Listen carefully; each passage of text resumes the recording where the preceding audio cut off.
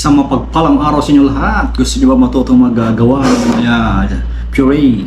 Meron tayong pipino, carrots, pati na yung saging. Ayan, may crack na yung saging.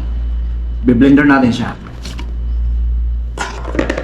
Pre, mga bata, mag-ingat, matalas yung blade. Kailangan na yung pipino, carrots, spray yung saging balatan natin. Medyo lata na yung saging natin, ilang araw na ito. 3 days. Yan. Putulin lang natin, malambot naman yan. Tapos, lagay natin ang tubig. Pwede nyo lagyan ng gatas or sugar, pero okay na yan. Subukan natin blend. Pals-pals lang muna.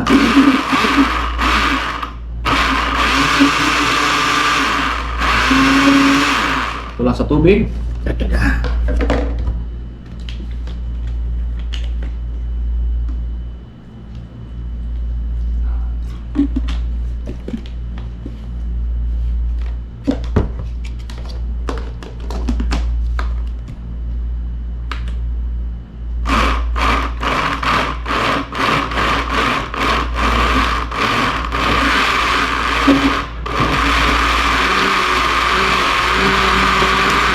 Yung pagbe-blend po, huwag patagilan ng 3 minutes kasi masisira, mag-overheat siya.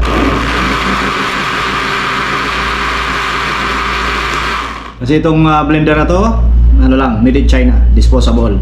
Pag nasira, tapon, huwag nyo ipagawa. Masayang lang pera nyo.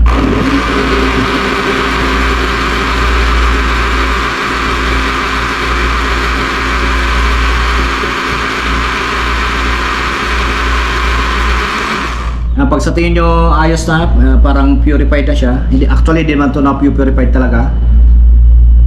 May mga ano pa siya, bobo syempre. Titingnan natin.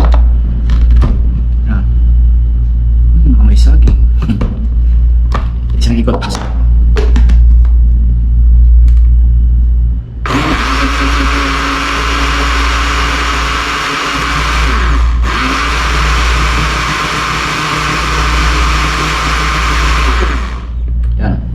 Tikman natin. Siyempre may handa na tayong tasa. Ayun, purified na siya. Diba? Pure na pure. Sakto lang sa isa.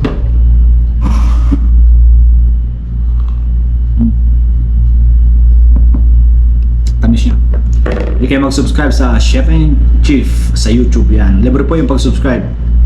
Bye-bye!